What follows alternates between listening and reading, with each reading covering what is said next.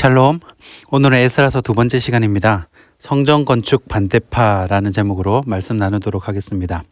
본문은 에스라 4장 1절에서 6절까지 말씀입니다. 제가 봉독해 드립니다.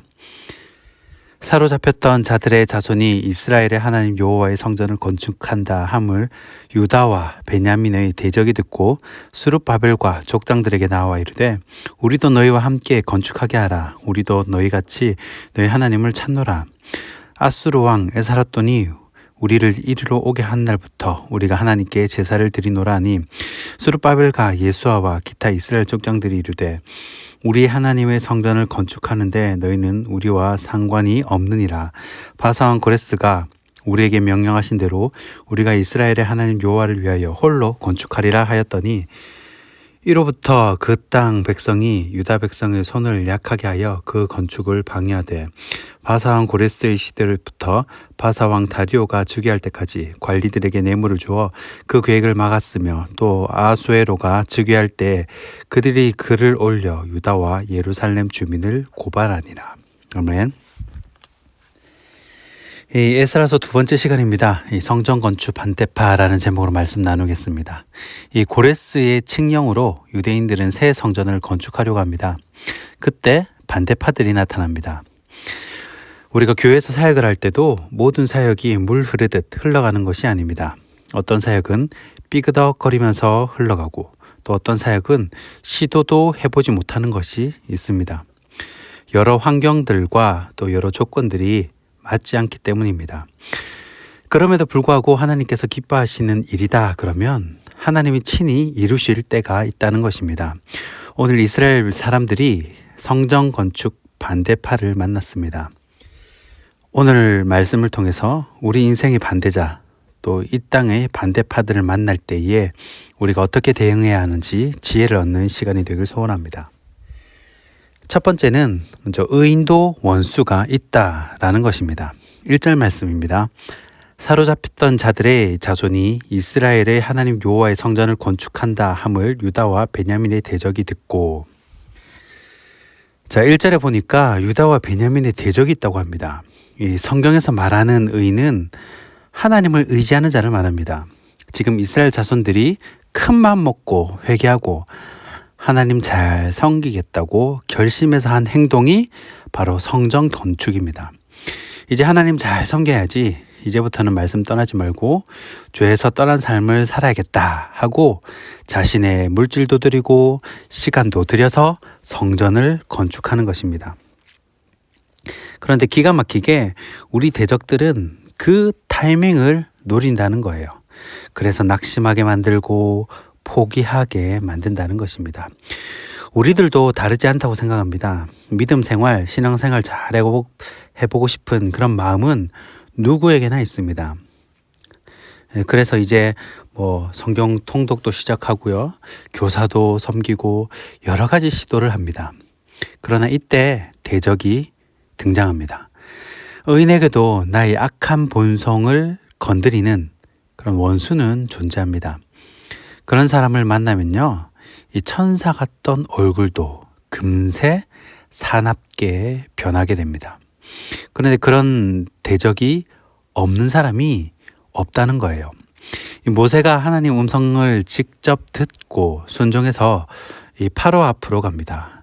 그러면 하나님이 고레스 왕의 마음을 움직이신 것처럼 이 이집트의 파라오의 마음도 움직여 주셔야 하는데 오히려 더 강팍해 하십니다. 모세의 대적이 되죠. 이 사도 바울도 회심을 하고 열심히 하나님을 믿어보겠다 하는데 전도도 잘 되고 사역도 잘 되고 그런 것보다는 위험이 많고 죽을 고비가 많고 돌을 던지는 대적자들이 많이 생기게 되었다는 겁니다. 예수님도 싫어하는 사람들이 많았습니다. 그 당시 주류계층, 이 종교 지도자층에서는 예수님을 다 싫어했습니다. 그들과 어울려야 상류 사회로 진출할 수 있는데 이 제사장, 서기관, 바리새인 이런 사람들은 예수님을 좋아하지 않았습니다. 오늘 본문도 보십시오. 이 공동 번역 성경을 보면요, 대적이라는 말이 원수라고 기록되어 있습니다. 이 유다와 베냐민 사람들, 이제 하나님 말씀대로 살려고 그렇게 결심하고 신앙생활하는 사람들에게도 원수가 나타난다는 거예요. 여러분, 신앙생활 가운데 나를 대적하고 싫어하는 사람이 있다고 낙심하지 마십시오. 예수님도 싫어하는 사람이 많았습니다. 왜요? 바른 말하니까. 예수님 바른 말하잖아요. 그 당시 지도자들 자기 거 못 내려놓고 성전세다, 환전이다, 동물 판매 등으로 엄청난 부를 쌓았습니다. 그런데 사실 그렇게 신앙생활 하는 건 아니잖아요. 바른 말 하니까 당연히 이 대적이 되는 겁니다. 여러분, 그렇다고 결코 낙심하지 마십시오. 하나님 잘 믿는 사람은 다 관계도 좋고 다 아군이 되어야 하는데 그렇지 않은 경우도 많다라는 겁니다. 유다와 베냐민이 대적이 없게 하는 방법이 있어요. 아무 일 안 하면 됩니다. 시키면 시키는 대로 그런갑다 하고 성전 안 지으면요 대적도 없습니다. 성전 지으니까 대적이 생기는 거예요. 여러분에게 지금 대적자가 있다면요, 여러분이 일하고 있다는 뜻이에요. 사역을 하고 있다는 뜻입니다. 아무 일 안 하면요 대적자도 없습니다. 교회에서 아무 일 안 하고 그냥 가만히 예배만 왔다가 마당만 밟고 들어가면요 대적자 아무도 없어요. 반대하는 사람도 없고요, 싫은 말 하는 사람도 없고요. 그렇기 때문에 여러분, 교회 안에서 사역을 할 때, 또 신앙생활을 할 때 나를 반대하는 사람으로 인해서 너무 낙심하지 마시기 바랍니다. 하나님은 그런 과정을 통해서 우리를 성장시키시고 또 성전 완성의 기쁨을 허락해 주실 줄 믿으시기 바랍니다. 이 두 번째는요, 이 사역의 거절도 필요하다는 것입니다. 어인이 하나님을 의지하는 사람이라면 대적자는, 원수는요, 하나님을 의지하는 것 같지만 그렇지 않은 사람을 말합니다. 이 대적자들이 스룹바벨과 족장들에게 찾아와가지고 성전 건축을 도와주겠다고 말합니다. 그리고 자기들도 하나님께 제사 드리는 사람이다 라고, 우리도 신앙 좋은 사람입니다 라고 말하는 거예요. 막 이상한 말을 하고요, 또 신비적인 그런 것들 보이면서요. 하지만 이 대적들은요, 이스라엘 이방인들 사이에서 태어난 이 혼합 족속인 사마리아인들을 가리킵니다. 다시 말해서 우상도 섬기고 하나님도 섬기고 약간 이게 이단 비스무리하게 변했다는 거예요. 혼합이 되었다는 겁니다. 그런데 3절 말씀을 보면 이 리더들이 경험 많고 지혜가 있는 사람이라는 것을 알 수가 있습니다. 거절을 하죠. 3절 말씀입니다. 스룹바벨과 예수아와 기타 이스라엘 족장들이 이르되 우리 하나님의 성전을 건축하는데 너희는 우리와 상관이 없느니라. 바사왕 고레스가 우리에게 명령하신 대로 우리가 이스라엘 하나님 여호와를 위하여 홀로 건축하리라 하였더니. 아멘. 이 교회 사역이 있어서 정확히 말하면 하나님 사역이 있어서 다다익선은 없습니다.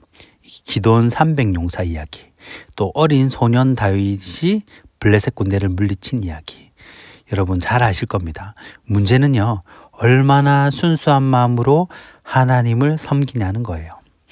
제가 일전에 이 초등부 아이들 30명 정도를 데리고 33명이었어요. 그리고 교사들, 스텝, 이제 간사들이죠. 한 12명 정도를 데리고 인도네시아로 단기 선교를 간 적이 있었습니다. 그때 이 좀 유명한 부장 집사님이 계셨는데 어떤 낯선 여자분을 데리고 오더니 이번 단기 선교에 데려가겠다고 하시는 겁니다. 갑자기 이렇게 데려오셨어요. 학부모나 사역자의 동의 없이 그냥 데려가겠다고 해서 그 부장님은 그 선교 어린이 그 프로그램을 수년 동안 해오신 분이고 저는 첫 해 부임했기 때문에 그냥 검증 없이 그분과 함께 단기 선교에 동참하게 되었습니다. 그런데 알고 보니까 그 선교사라고 하는 분은요, 이상한 신비주의자였습니다. 아이들을 정죄하고 귀신이 들어갔다느니 하여튼 공동체를 굉장히 힘들게 했어요. 어린이 단기 선교에서 교사들이 가지는 가장 중요한 포인트는 아이들을 얼마나 사랑하느냐입니다. 그것이 선행이 되어야 그 다음에 선교가 있고 예배가 있고 사역이 있는 것입니다. 저는 그 후로 예배에 참석한다는 것, 그 외에 어떤 중요한 사역이라든지 프로젝트를 할 때는 반드시 이 검증 절차를 거치게 되었습니다. 도와주겠다고 오는 사람이 오히려 걸림돌이 될 수도 있다는 것입니다. 무조건 받는 것이 아니라 준비된 자들, 예비된 자들이 취할 수 있는 그런 축복, 그런 사역이 있음을 알아야 합니다. 이 성전 건축도 마찬가지죠. 일손을 거둔다, 취지는 좋지만 마음이 하나님께 합하지 않다면 함께 사역을 이루어갈 수가 없다는 것입니다. 그런 의미에서 이 지도자의 역할, 이 지도자의 눈썰미, 이 지도자의 해안이 정말 중요합니다. 이 수룹바벨과 예수와 이스라엘의 지도자들은 그들의 불순한 의도를 읽어냈고 성전 건축의 순수성을 지켜내고 신앙의 지조를 지켜낼 수 있었다는 것입니다. 마지막 세 번째입니다. 마지막 세 번째는 혈과 육을 상대하지 마라입니다.